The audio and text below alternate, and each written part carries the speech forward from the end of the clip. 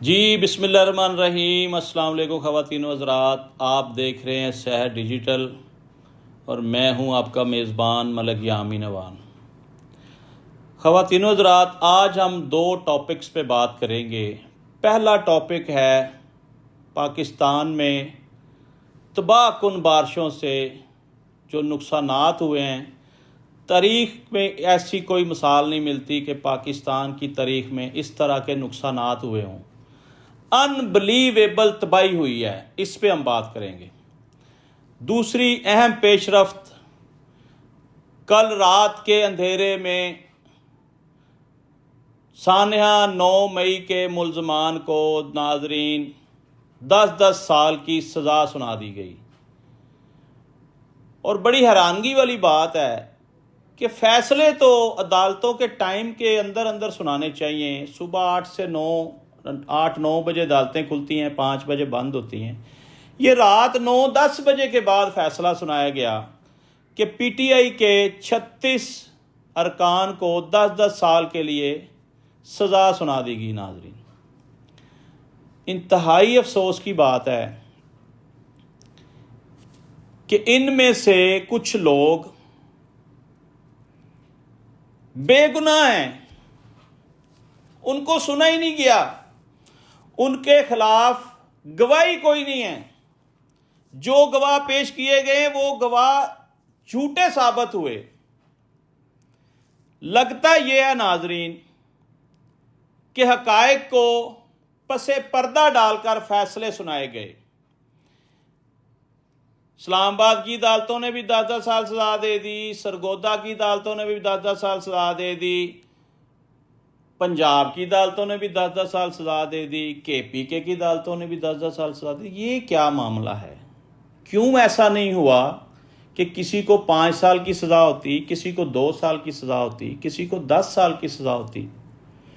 یہاں میں یہ بتاتا چلوں ناظرین، یہ جو 10 سال کی سزا ہے نا، اس میں ضمانت ملنا بڑا مشکل ہوتا ہے۔ اگر آپ کو 7 سال کی سزا ہو جائے تو اس میں ضمانت ملنے کے چانسز بہت زیادہ ہوتے ہیں، اور جب ملزمان نے 2 سال جیل کاٹ لی ہو تو وہ بالکل ایسے ہی ہے کہ جیسے 1 ویک میں آپ کی ضمانت ہو جائے گی، 15 دن میں ہو جائے گی یا 1 مہینہ لگ جائے گا۔ لیکن سوچ سمجھ کر لگتا یہ ہے مبینہ طور پر ناظرین کہ پری پلانڈ جیسے سب کو ایک ہی ڈنڈے سے ہانک دیا گیا۔ 10 سال سزا پانے والوں میں کچھ لوگ پہلے ہی ضمانتوں پر ہیں اور جیل سے باہر ہیں، اور کچھ لوگ بیچارے جیل میں ہیں۔ اب ناظرین، آنے والے دنوں میں یہ ہوگا کہ جن لوگوں کی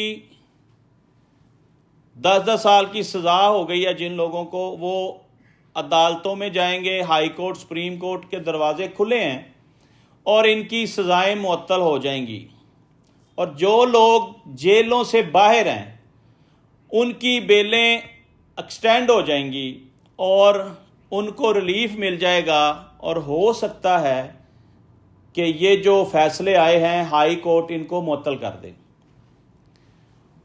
اور جن لوگوں نے خوشی کے لڈو بانٹے کہ شاہ محمود قریشی صاحب کو بری کر دیا گیا ہے، وہ کسی خوش فہمی میں نہ رہیں۔ شاہ محمود قریشی صاحب کو ایک کیس سے بری کیا گیا ہے، جبکہ ان کے اوپر متعدد کیسز اور بھی ہیں۔ مجھے یہ لگ رہا ہے ناظرین کہ شاہ محمود قریشی صاحب کو باقی مقدمات میں گرفتار کر لیا جائے گا اور پی ٹی آئی کو دیوار کے ساتھ لگایا جائے گا۔ کسی قسم کی کوئی طاقت ان کے ہاتھ میں آنے والی نہیں ہے، کیونکہ ڈیل تو کرنی پڑے گی خان صاحب۔ یہ تو لگ رہا ہے کہ ڈیل تو کرنی پڑے گی، چاہے پس پردہ ہو، چاہے آپ کسی اپنی مرضی کے خلاف فیصلے کو ایکسیپٹ کریں، یہ تو لگ رہا ہے کرنا پڑے گا۔ ادروائز مجھے لگ رہا ہے کہ 2034-35 تک پی ٹی آئی کا نام و نشان نظر نہیں آ رہا۔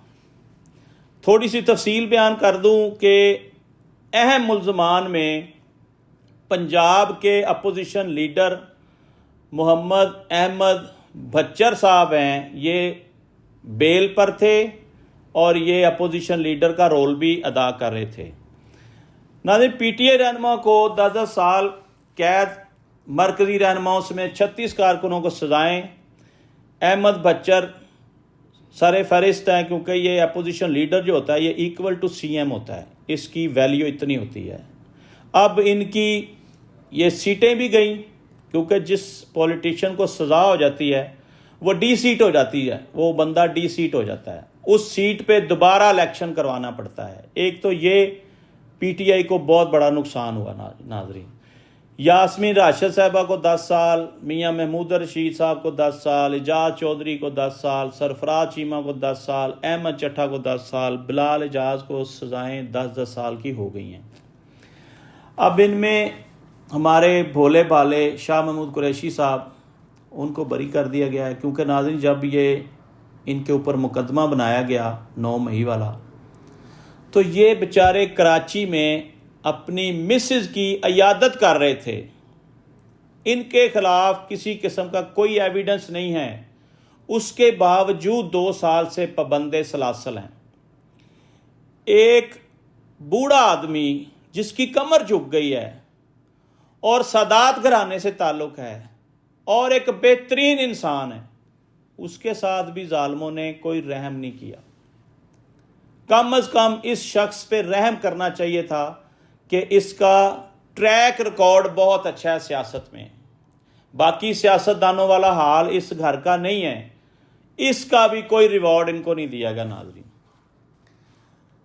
مقدمہ میں اہم قانونی نکات کو نظر انداز کیا گیا. قانونی ٹیم نے عدالت سے رجوع کرنے کا فیصلہ کر لیا. اور ناظرین، اس وقت 26ویں ترمیم کے بعد جو حکومت نے عدالتوں کا حال کیا ہے، یہ اب اللہ ہی حافظ ہے. سارے اختیارات حاکم وقت کے پاس ہیں، وہ سیاہ کرے سفید کرے. سٹوری تو اس پہ بڑی لمبی چل سکتی ہے، ٹائم بڑا شارٹ ہے، لیکن افسوس سے کہنا پڑتا ہے کہ کیا باقی جماعتوں کے ساتھ بھی یہی سلوک ہوگا؟ جب پی ٹی آئی سرخرو ہو جائے گی اور ان کی حکومت آ جائے گی اور جو اس وقت لوگ حکمران ہیں کل کو وہ جیلوں میں ہوں گے. ناظرین، لمحہ فکریہ ہے، ہر دور میں موجودہ حکمران پچھلے حکمرانوں کو پکڑ کر جیلوں میں ڈال دیتا ہے، مقدمات بنا دیتا ہے. اور یہ 75-76 سال سے یہی نورا کشتی چل رہی ہے. ایک پارٹی اندر ہے، دوسری پارٹی باہر ہے. اس سے ملک کا نقصان ہو رہا ہے. خدا را ہوش کے ناخن لیں. کوئی پارٹی ملک کا نہیں سوچ رہی. ملک کا سوچیں، ہم کس طرف جا رہے ہیں. اس وقت اتنی مہنگائی ہو چکی ہے کہ عام آدمی کا جینا حرام ہو گیا ہے. ہمیں کچھ ایسی پالیسیاں بنانی چاہیے کہ جو حکومت اپنا ٹنیور کمپلیٹ کر کے جائے، آنے والی حکومت اس کو اچھے الفاظ میں یاد کرے. تعریف کی جائے پچھلی حکومت کی کہ پچھلی حکومت نے اتنے اچھے سٹیپ لیے، اتنے اچھے کام کیے، اتنے اچھے پروجیکٹ کیے. ایسا نہیں ہے. جو نئی حکومت آئے گی وہ پچھلی حکومت کے سارے کچے چٹھے کھول کے سامنے رکھے گی، ان کی کرپشن پکڑنے پہ لگ جائے گی کیونکہ سسٹم خراب ہے، سسٹم ٹھیک نہیں ہے. ناظرین، جب تک سسٹم ٹھیک نہیں ہوگا ہم نے ایسے ہی ضلالت برداشت کرنی ہے، بھوک اور افلاس برداشت کرنی ہے. اور اللہ ہی حافظ ہے اس ملک کا. یہ اللہ کے سارے ملک چل رہا ہے. ناظرین، دوسرا ٹاپک ہے ہمارا پاکستان میں بارش سے ہونے والی تباہ کاریاں. حیران کن بات ہے ناظرین، اسلام آباد جو کہ کیپٹل سٹی ہے پاکستان کا، اس میں نجی ہاؤسنگ سوسائٹی جس کا بہت بڑا نام ہے، اس میں ناقص مٹیریل استعمال کیا گیا یا ناقص انتظامات کی وجہ سے بارش کا پانی سوسائٹی کی سڑکیں بہا کر لے گیا، پل بہا کر لے گیا. ان لوگوں کے خلاف مقدمہ درج ہونا چاہیے۔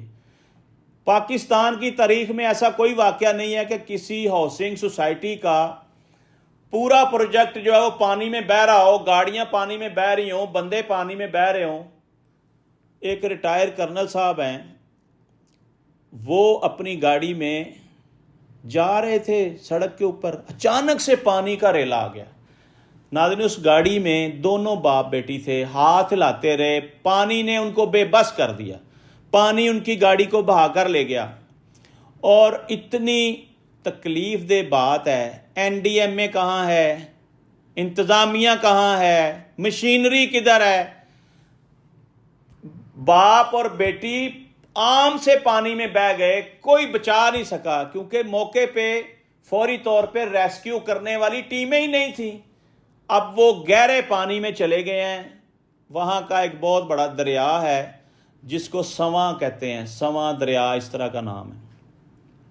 اب وہ اس میں شامل ہو گیا ہے۔ ناظرین، گاڑی کے ایک سائیڈ مرر ملا ہے، ایک بمپر ملا ہے، اور ایک آدھی کوئی اور چیز ملی ہے۔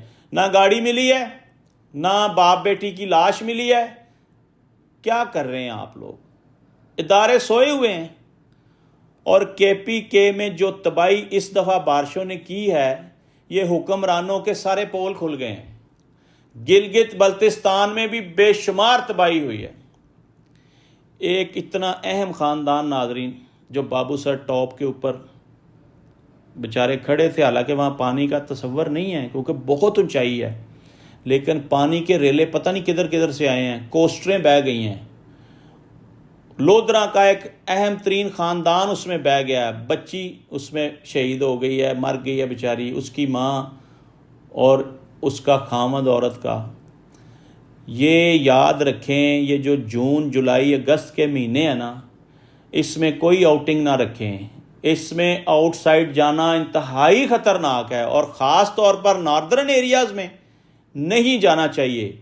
یہ چھٹیاں جو ہوتی ہیں نا، مئی، جون، جولائی، ان چھٹیوں کی وجہ سے لوگ گرمی کے مارے بھاگتے ہیں کہ ہم لوگ ناردرن ایریا میں سیر کر رہے ہیں۔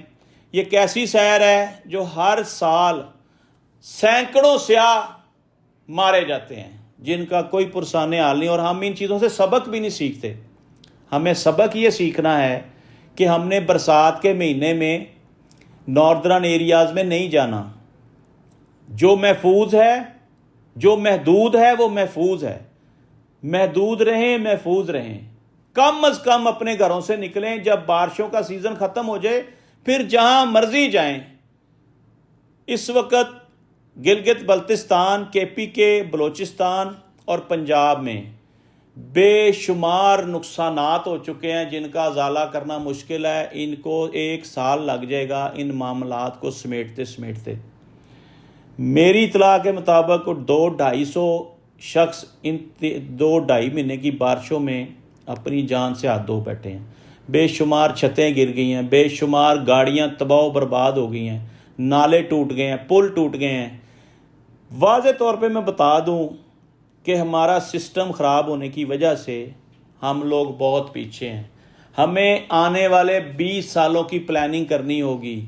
ہمیں ایک ایسی حکومت بنانی ہوگی جو کم از کم 10 سے 15 سال ٹک کے کام کرے، اور اس پہ کوئی مقدمات نہ بنائے، اس کے خلاف کوئی کارروائی نہ ہو۔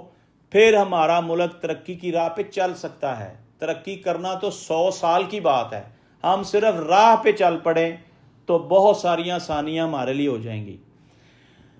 ناظرین، نجی ہاؤسنگ سوسائٹی اسلام آباد، باپ بیٹی بہہ گئے، لودھرا کی ڈاکٹر فیملی ساری اس میں بیچارے بہہ گئے۔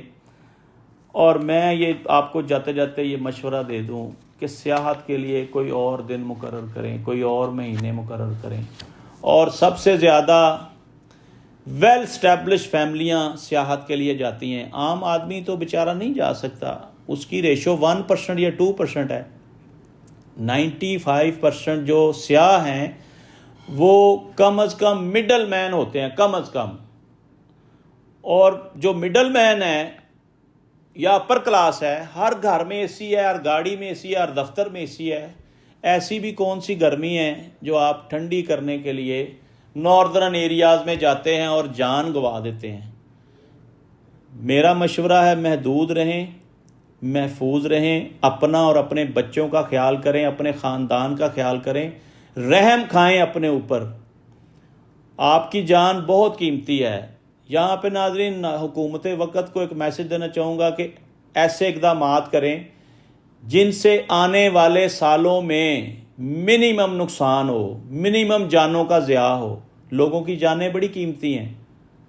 آج تک کے لیے اتنا ہی۔ اپنے میزبان ملک یامین امان کو اجازت دیجیے، کل پھر ایک نئے ٹاپک کے ساتھ دوبارہ حاضر خدمت ہوں گے۔ اپنا بہت سا خیال کیجیے گا، اپنے اس چینل کا بھی بہت سا خیال کیجیے گا، لائک کیجیے گا، سبسکرائب کیجیے گا، گھنٹی کے بٹن کو پریس کیجیے گا، شیئر کیجیے گا۔ پاکستان زندہ باد۔